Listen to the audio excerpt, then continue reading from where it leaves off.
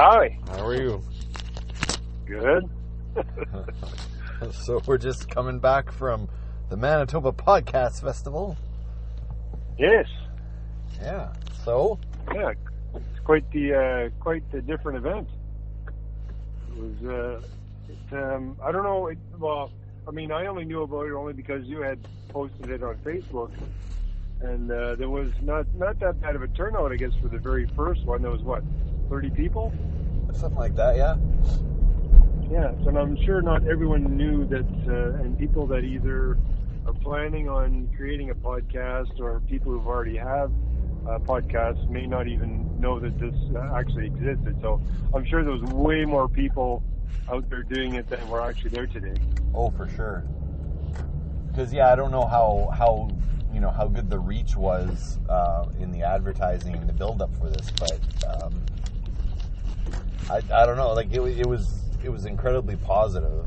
It was very good, and there's a lot more podcasts going on in the city than I was ever aware of. What was, did you know anybody that was here? Was there, I know you and I talked about this already, but for on the air, what do you, did you know any of these people? Well, the only person I really know of was the one that was going to interview us when we were in Dome. So he was the first to actually recognize. Yeah. Pardon me? Sam from Witchpolice Radio. Right. Exactly. Yeah. Exactly. Yeah, that's the only one I knew too. To be honest, I didn't know anyone else there. I take that back. There is the first panel. The guy on the right hand side, name escapes me, but he's part of Garbage Hill Podcasts. Yeah. I'm aware of Garbage Hill Podcasts, and I did have I had a technical issue with the podcast, which is why I had never listened to it. I was trying to get it onto my podcast player, and I just couldn't make it work. So that's kind of why I think I listened to an episode or two of, because the Garbage Hill Podcast is a bunch of podcasts on one kind of network. So I listened to a couple of different episodes. So he's got more than, so it's not just his podcast. No, you got a couple other ones. Yeah, I don't know if he's on all of them, but they're almost like a network of podcasts. Is what Garbage Hill Podcast is. So, I couldn't get them to play. See, I don't. Okay. So here's the misconception of podcasts, I guess, is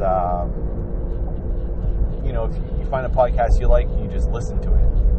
Unfortunately, it's not that straightforward. If you're on iTunes, it's very straightforward, but not everyone uses an iTunes player. And I definitely don't, because I don't have an iPhone. And to be honest, I think Google Music is only recently, started to catch up with having, all podcasts on there. Same thing with Spotify. They've started that out too. But back in the day, you either listened to it on Apple, or you downloaded the iTunes app to your computer and downloaded the episode and then transferred that episode to your iPod so you could listen to it. Are they coming after you, Todd? No, they're just turning down the Stradbrook here. All right. Just making sure. Yeah, no, with me. So I think I'm gonna go try again. And again, I still don't use iTunes on my phone because I'm not allowed to, because Samsung doesn't allow that. But I probably would be a big fan of that podcast. So I guess one of the things that comes up is making your podcast accessible and reachable, and people can actually listen to it. That was the biggest hurdle for me to jump when I started this whole thing. Right. I have no idea why I went off on that tangent. But Garbage Hill Podcast, I'm going to check it out now. The long story short. I wouldn't mind pimping... sorry, go ahead. No, I was going to say, these guys on the panel, especially the last one, the kind of the guys who have been doing it for a while and whatnot. I did notice that most, if not all, these guys actually have full-time jobs other than their podcasting, except for, I think, maybe one of them. Yep. Which was, I think, the wrestler guy that was there. Yeah. Now, the other guys either worked for, or I think he said he started off at CBC, and then he went into... Oh, that was the guy, CKUW guy, which is the UW. And now he does food truck podcasts or something. So everybody, but I did notice, talking with everybody seems to have a different version of their podcast. Some of them they kind of touch on the same things like we do, and then some people just do things that are totally different. And it's good because, I mean, you don't have, it's not a community of where, I'm against you and you're my competitor and whatnot, where the podcast, it's not really that thing. Each one wants to promote the other, only because, and I mean, it's cross platform, but when you're crossing different people with different genres, it's not everything suits everyone else. So if someone's listening to your podcast and you've, say dropped a name from a different podcast, I mean, that's a good way of it's kind of advertising, through mouth, I guess you want to call it. Yeah, I think that's kind of it's interesting. So you and I being in Dome and being in the scene and seeing how the scene works and how, bands promote each other and all that sort of stuff. The podcast community is kind of not there yet, I guess, in Winnipeg, but it's, based on the event today, I think everyone's like, oh, what do you do? Like, what's yours about? And where can I find it? And there was a lot of, like, yeah, let's help each other out. Like, I'm going to check you out. Like, I'm sure everyone that I talk to is going to take a listen to the podcast, which is great, which is the whole point of this, really. But, right. I don't know. It's almost like we need to build a music scene or a podcast scene, I guess. But I think the way Winnipeg works, building a podcast scene is totally going to happen because just the way the music scene works here is kind of a Winnipeg thing, I think. Well, I know one of the people there, they were saying that podcast is kind of like what they call it. It's like the Renaissance. Like it's kind of the beginning. It's almost like the internet. Like when the internet very, very first started, it was like, well, what is it and what does it contain and this stuff. And the podcast is almost like the same thing. It's kind of in its infancy. There's no really proper way of doing it. It's like length times. Like, well, it could be 5 minutes. It could be 2 hours. There's not really any set format. Everyone has their own way of doing it, where it's kind of carte blanche and you can do what you like. And I think you could, like when it very, very, very, very first started out, I don't think there's any regulations. Not that there is any now at this point. Yeah. But when it comes to when they're talking about, okay, well, they work with the Free Press and they've started their own podcast, whatnot. I guess they have these rules they have to follow, and the FCC, and you can't have any swearing or there's a bunch of rules that you have to follow. Yeah, there is no FCC at all for us. Yeah. But when you're an independent person, that's like with Joe Rogan and when he's doing his stuff, like it's all there's no gag order. There's no things you can and can't say. It's almost like you have to kind of put a generalized. Okay, you know what? They could be talking about anything at any time. They could be swearing. They could be whatever. You have to be kind of cognizant of that when you're listening to it. But otherwise, there doesn't seem to be any restrictions on it yet. Yes. But when it comes to governments, they'll get their hands around it at some point in time, just like the internet, and impose their own rules to say what you can and can't do. But as the way it is sitting right now, I think everybody can pretty much do what they want. Yeah. Yeah. I like how you're able to turn it into a governmental. Well, I mean, when they're talking about. Let's talk about paperclips, Todd. Tell me how the government. Let's talk about paperclips. Paperclips. And I'll get you to turn it around on how the government is screwing us. because of paper. No, it's screw at the drive-thru. Joe Pesci would say. Yes. Fuck you at the drive-thru. That's right. Yeah. Oh, Jesus. Okay. Anyway, so did you think it was good? Did you have fun? Yeah, it was. I mean, it was informative. I mean, there's a lot of things that. I mean, this one's kind of like I guess a newbie thing / I mean, there's no real, because I mean, this is the first meeting, so I mean, I guess they're trying to cover different aspects of it. So at the beginning, it's like the beginners and the people that we spoke with. During the intermissions, I mean, some of them haven't even started the meal. This is just kind of like an information base. Like, what type of microphone should I get? Where should I post it? Should my audio, can I do it right from my phone? Should I buy something more expensive? I mean, and like they said, like when you're first starting out, I mean, just grab your phone. It's got a recorder on it. Yep, I mean, you can just record what you want. I mean, post it up on make yours on Podbean. You can have it on these other places that people were mentioning that I've never heard of. But I mean, and as time goes on, I'm sure there's going to be more and more places that are going to pop up. Well, yeah, exactly. Yeah. But in general, I mean, it was for the very first, ensemble for this type of thing. I mean, it was great, and I'm sure it may end up like the folk festival. I mean, as the years go on, it just grows and grows and grows and grows, and as word of mouth and everything goes out, I'm sure there'll be more podcasters that will probably show up, especially next year. And they were talking about having something like in between.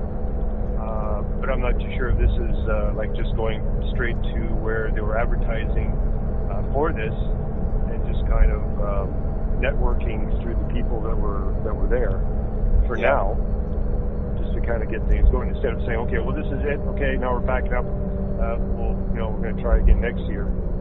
But I think the way this kind of works is a little different, where everybody can kind of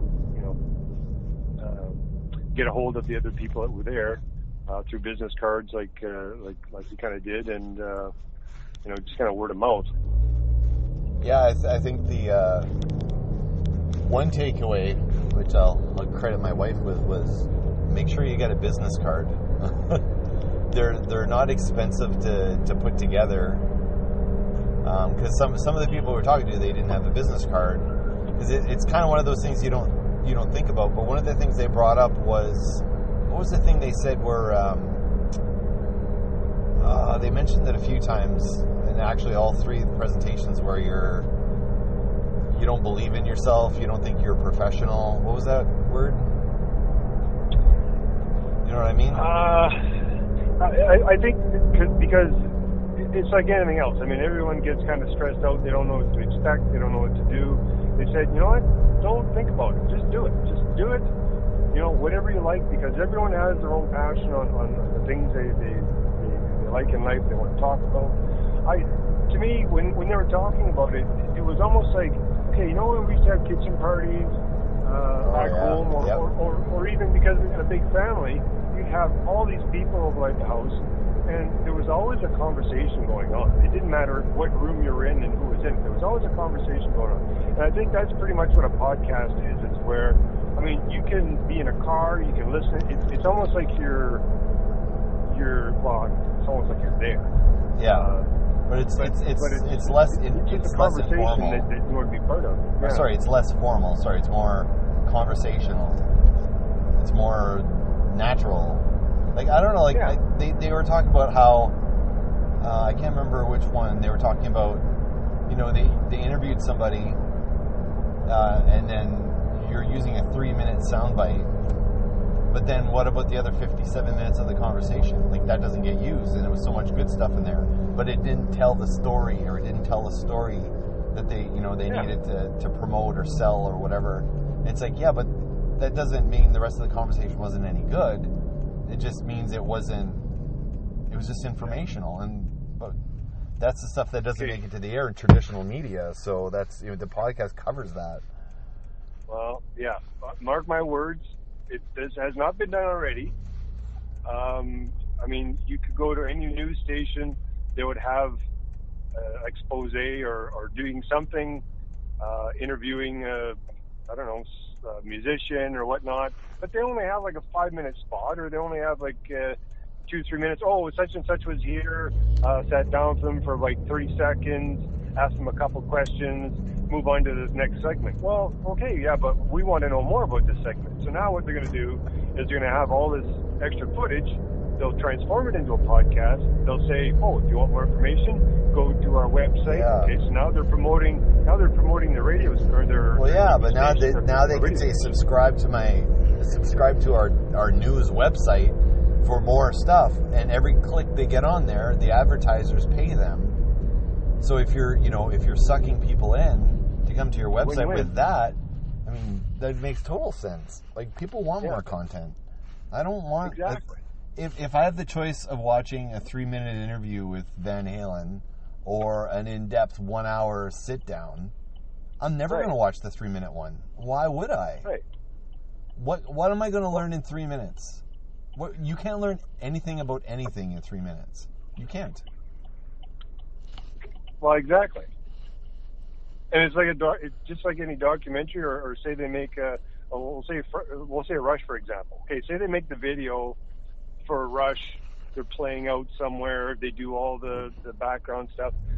There's a lot of stuff that ends up on the floor, which is usually the bonus stuff that you usually get in a DVD that no one else would ever see. Correct? Yep. So why not have that in a format? I mean, you don't have to buy a DVD to get all this extra stuff for, say, the concert that was recorded, Madison Square Gardens and whatever date. I mean, there's a lot of footage and a lot of interviews and stuff that they have to go through because they have to cut it down to, the commercial 2 hours or whatever it is that they're doing. Yeah. And I know they've done this in the past with the DVDs for the extra footage, but why couldn't you do that with a news, anything going on in the news? Like, why not? Like your TV station, you got all kinds of web space. And I'm sure the person doing the interview is not going to mind you using all their stuff instead of just a blip, right? Yeah. I feel like, so they had UMFM there in CKUW, which is the 2 university stations here. Right. And what I find, like, I actually stopped listening to terrestrial radio until I discovered university radio. And university radio I know they were saying that, they follow a bunch of rules and they do this and they have to comply to this and that. But at the same time, the format of university radio is way different than regular radio. And they don't have ads in the regular places. They have, an hour-long interview with someone. Like, everything's more in-depth. Like, they may do an analysis on local band Red Fisher. And their whole episode is going to be about Red Fisher. And they're going to tell stories about the band from shows that they've seen. They may not get the band on the show, but then they'll have a whole hour about them and discuss it. And really, the format of a university show is what a podcast is. And I think podcasts grew out of that need for, they talked about it, they did talk about it today, but this sort of, like, media's not giving us what we want, and the podcast, because it's unrestricted and there's no, you can have a 10-minute podcast to a 4-hour podcast, but it's based on how long the conversation actually takes, as opposed to the best placement of the episode for, like, ads or whatever. Right. Like, they make segments a particular length on radio because they want to make sure they have time to play that ad so they can get paid. Because we don't get paid to podcast, we can do whatever the hell we want and finish telling the story you need to tell. Yeah. Well, you've hit the nail right on the head there, because I was just going to say that. If you look at Wayne's World, just as a hypothetical example, okay, that was on public access TV or whatever it was. Well, that was the idea. Yeah. Okay. Yeah. So that was pretty much. That's the visual, like a video pod or vlog or whatever they call it.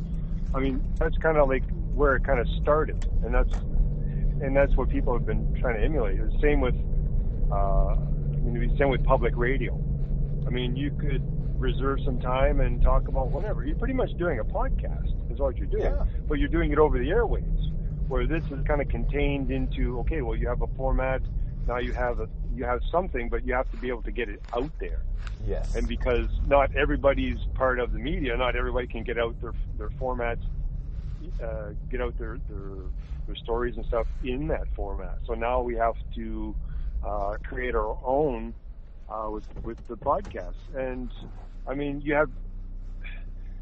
if you had, what can I say? I don't know how long, like radio stations. How did they begin? I mean, they began with something, right? Yep. Something started to the point where they said, you know what, we should have something to be able to talk to other people.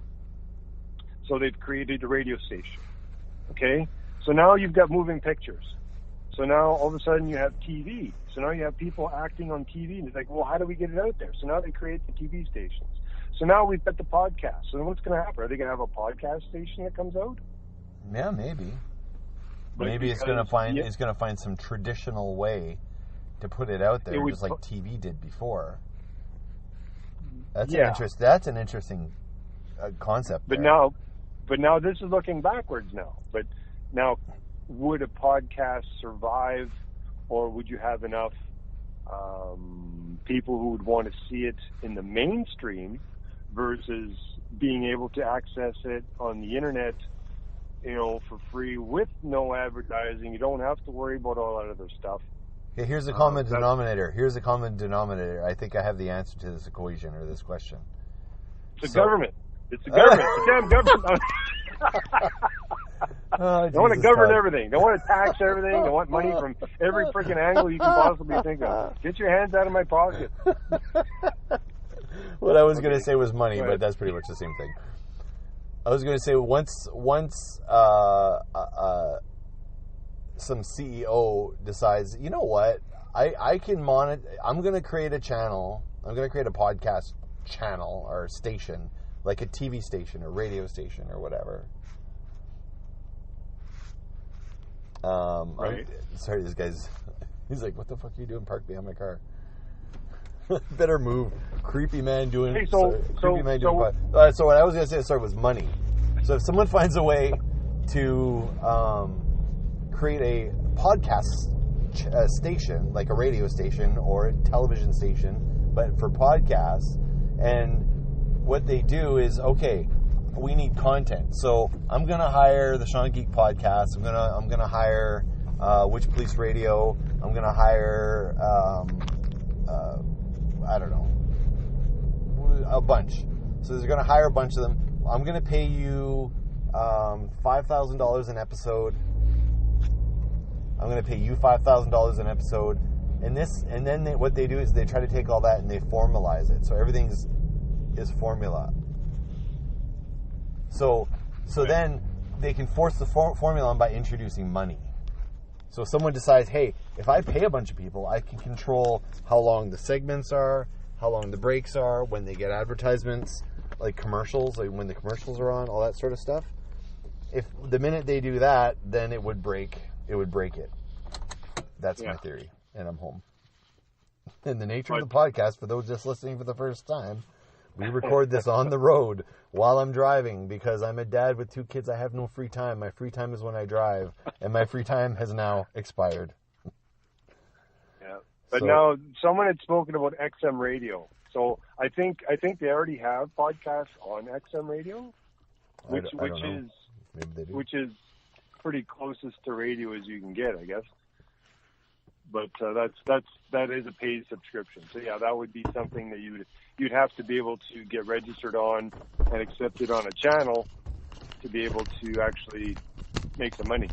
Yep. We're going to get screaming kids in a moment. So I'm going to let you go. All right. So I'll talk to you later. See you on the flip side. All right. All right. Bye-bye. See you. Bye. Okay.